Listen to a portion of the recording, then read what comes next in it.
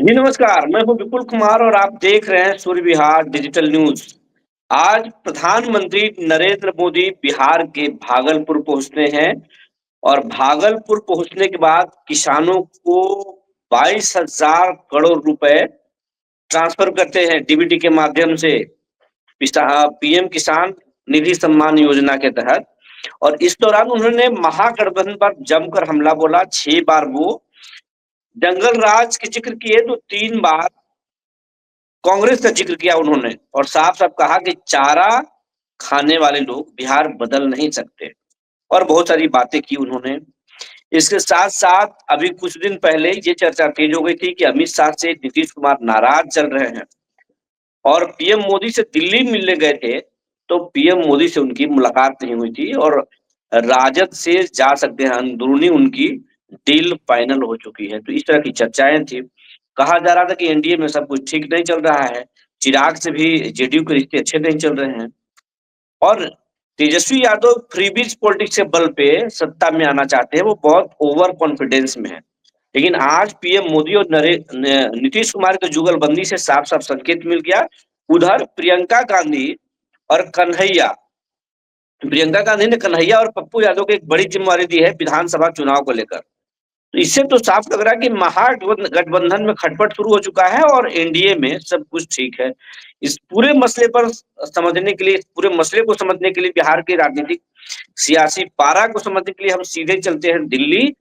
और बिहार में दैनिक जागरण के स्टेट एडिटर रह चुके और द न्यूज ब्रेकर के प्रधान संपादक मनोज झा सर से जुड़ते हैं। मनोज झा सर, इस कार्यक्रम में बहुत बहुत स्वागत है आपका। धन्यवाद विपुल जी, सभी दर्शकों का आपका बहुत बहुत धन्यवाद।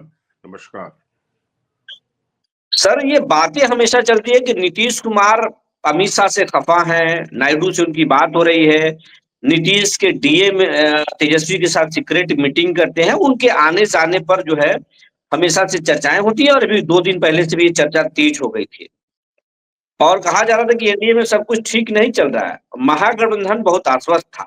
लेकिन आज तो मोदी और नीतीश की जो तस्वीरें निकल कर आई, मोदी ने नीतीश कुमार को लाडला पीएम सीएम कह दिया और ये कहा कि नीतीश बाबू ने काफी काम किया है।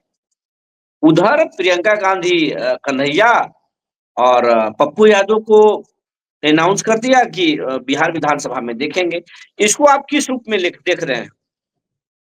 देखिए, बिहार में जो भी राजनीतिक परिस्थितियां बन रही हैं वो कॉम्प्लेक्स बेशक दिखाई जाती है कि जटिल राजनीतिक समीकरण वहां उभर रहे हैं और ये कहीं और से नहीं बल्कि महागठबंधन में जो आपस की अंतर्कलह है वो इतनी जबरदस्त है। हालांकि वो बाहर नहीं आती। आपने जैसे शुरू में बताया न्यूज के इंट्रोडक्शन में कि नीतीश कुमार दिल्ली आए, प्रधानमंत्री से नहीं मिले और इस बात अंगड़ आपने देखा होगा सोशल मीडिया पे, खासकर ये खबरें ज्यादा चल रही हैं इस तरह की कि इसका बतंगड़ ये बनाया गया कि नीतीश कुमार भाजपा से नाराज चल रहे हैं और कभी भी वो महागठबंधन में जा सकते हैं। मैंने आज से 2 पहले एक विपुल जी वीडियो बनाया था अपने चैनल पे, एक बुलेटिन में। मैंने जब उस समय ऐसा लग रहा था कि नीतीश अब गए कि तब गए, अब गए कि तब गए, मैंने वहां भी कहा था कि नीतीश कहीं नहीं जा रहे हैं। और वो फिल आप लिख लीजिए, आपके चैनल के माध्यम से मैं बिहार के दर्शकों को ये बताना चाहता हूं कि नीतीश कुमार के मन में क्या चल रहा है। यदि उसको तेजस्वी भांप लें फिर तो वो नीतीश कुमार है ही नहीं। तेजस्वी तो अभी उनको बहुत समझना पड़ेगा। आप ये कह सकते हैं कि तेजस्वी के कैंप से नीतीश कुमार के असंतुष्ट होने या नाराज होने की खबरें उड़ाई जाती हैं।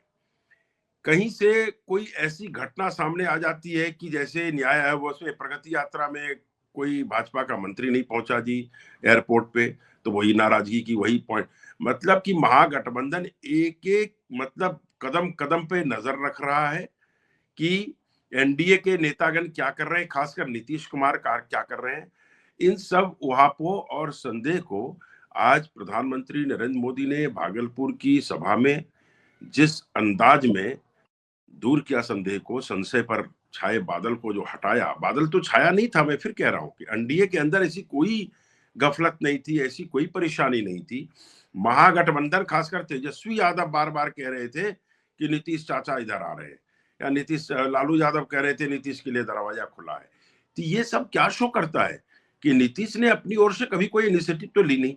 और मुझे नहीं लगता है कि राजनीतिक और उम्र दोनों के जिस पड़ाव पर, जिस मुकाम पे इस समय नीतीश कुमार हैं, अब वो इस उम्र में और राजनीतिक रूप से इतने वरिष्ठ होने के बावजूद 20 साल एक प्रदेश के मुख्यमंत्री रह चुके, बिहार जैसे प्रदेश के, अब आखिर में कम से कम तो मुझे नहीं लगता है कि वो पाला बदलेंगे या एनडीए को छोड़ेंगे। नरेंद्र मोदी के साथ वो बिल्कुल मजबूत चट्टान की तरह बने हुए हैं, ये आप नोट कर लीजिए। कहीं नहीं जा रहे हैं नीतीश। बिहार में नीतीश कुमार, आप चला सकते हैं इसको, बिहार में जी नीतीश कुमार रहेंगे और नीतीश कुमार आगे भी रहेंगे। प्रधानमंत्री ने एक तरह से उस संशय को दूर करते हुए लाडला सीएम यूं ही नहीं कहा। आप ध्यान करिए कि मतलब एनडीए के बहुत सारे चीफ मिनिस्टर्स हैं, लेकिन नीतीश कुमार जी के लिए जो प्रधानमंत्री के इसमें संभाषण में या उद्बोधन में उनके प्रति जो सम्मान आता है, सम्मान रहता है आमतौर पर, वो शायद ही किसी के लिए हो। लेकिन खैर, प्रधानमंत्री कभी अभद्र ऐसे बोलते नहीं है। लेकिन नीतीश को आज उन्होंने लाडला सीएम कह के ये ऐलान कर दिया कि एनडीए के चुनावी अभियान की कमान न सिर्फ नीतीश कुमार के हाथ में रहेगी, बल्कि नीतीश की अगुवाई में ही एनडीए यहाँ चुनाव मैदान में राष्ट्रीय जनता दल समेत अन्य विपक्षी दलों के जो महागठबंधन उनका है उसको पटकनी डालेंगे, पहली बात। दूसरी बात है कन्हैया कुमार और प्रियंका के सक्रिय होने की। ये मैं बार बार करीब 2 महीने से कह रहा हूं कि बिहार में नीतीश इस बार कांग्रेस की ओर से राहुल के बराबर या उससे कहीं ज्यादा प्रियंका गांधी सक्रिय दिखेंगे आपको पूरे चुनाव के दौरान, देखिएगा आप। जी पप्पू यादव और कन्हैया कुमार, ये दो ऐसे नाम हैं जिसको कांग्रेस आगे करेगी। जाहिर सी बात है, न पप्पू और न कन्हैया ये फूटी आंख नहीं सुहाते, न तेजस्वी को न लालू को। कहने का मतलब लालू परिवार को ये दोनों नेता, युवा नेता फूटी आंख नहीं सुहाते। उसकी वजह क्या है? वजह भी जान लीजिए। वजह ये है कि पूरे बिहार में यदि कोई युवा नेता है, कोई सक्षम युवा नेता है, संभावनाशील युवा नेता है, तो वो तेजस्वी ही है। और वो न तो चिराग है, न पप्पू यादव है, न कन्हैया कुमार है, न प्रशांत किशोर है।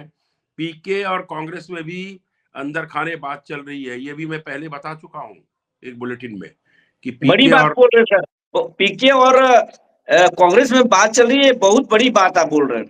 पीके और कांग्रेस में बात नहीं चल रही है विपुल जी, बल्कि एक हद तक सीटों को लेकर बात चल रही है। अब उस चरण में बात पहुंच गई है कि मैदान में दोनों साथ न सिर्फ उतरेंगे, बल्कि कन्हैया और पप्पू को भी बहुत आक्रामक अंदाज में मैदान में उतारा जाएगा। इसके लिए अब सबसे बड़ी बात कि जो तेजस्वी या लालू 35 और 50 सीट के बीच में कांग्रेस को इस बार निपटाने के मूड में है, कांग्रेस उस पर कतई तैयार नहीं होगी। क्योंकि अभी 2 दिन पहले याद करिए, कृष्णा अल्लावरू जो कि बिहार के नए प्रभारी बने हैं कांग्रेस के, उन्होंने सदाकत आश्रम में अपने भाषण में कहा कि हमारा 50 सीट कम से कम जीतने का लक्ष्य है। भाई, आप चुनाव में यदि कांग्रेस के स्ट्राइक रेट को यदि एक बार की देख ले, उसको मान ले कि इस बार उससे बेहतर भी करेंगे। 27% के आसपास उनका स्ट्राइक रेट था, 26 या 23% के पास। तो यदि 30% और 35% भी स्ट्राइक रेट बढ़ जाता है तो 50 सीट जीतने के लिए आपको कितनी सीट चाहिए? 150 सीट पे लड़ना पड़ेगा। क्या राजद 150 देगा कांग्रेस को? ये तो असंभव है कि 150 सीट दे। तो कहीं ना कहीं आप ये देखिएगा कि जिस तरह दिल्ली में केजरीवाल से 2-2 हाथ कांग्रेस का हुआ या किया, बिहार में इस बार कहीं तेजस्वी से 2-2 हाथ करते आपको राहुल गांधी न दिखे या कांग्रेस न दिखे। ये संभव है। अभी मैं बता रहा हूं, कांग्रेस इस बार तेजस्वी के लिए खतरे की घंटी एक तरह से। कांग्रेस दबाव में नहीं आएगी। मेरा मूल कहना, मेन मुख्य बात मैं ये कहना चाह रहा हूं कि इस बार सीटों के बंटवारे में या सीटों के मतलब जो वो होगा कि इसको इतनी मिलनी चाहिए, इसको इतनी मिलनी चाहिए। अब दूसरी बात ये, अल्लाह वरू ने ये भी कहा कि हम ये गई गुजरी सीट जिस पर कि कोई नहीं संभावना है हमारी, वो सीट हमें दे दी गई। वो इस बार नहीं होगा। ये चुनिंदा सीट, न सिर्फ सीट ज्यादा मांगेंगे बल्कि चुनिंदा सीट डिमांड करेंगे। इसलिए अभी आपको देख लीजिए, आज पीएम की रैली के बाद जहां एनडीए में संशय के बादल साफ होकर सूरज उग गया है, उसी तरह से दूसरी ओर महागठबंधन में कांग्रेस की सक्रियता राजद की पेशानी पर बल ला रहा है। और महागठबंधन में क्या होगा, कांग्रेस कैसे क्या अगला स्टेप लेगी, सवाल इस पर होना चाहिए। और बिहार की राजनीति में अभी गर्म सवाल कांग्रेस की के अगले मूव का है, अगले राजनीतिक कदम का है।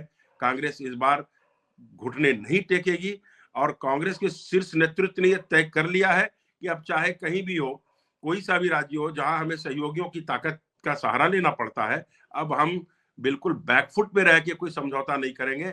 समझौता होगा तो बराबरी से होगा और आमने सामने होगा।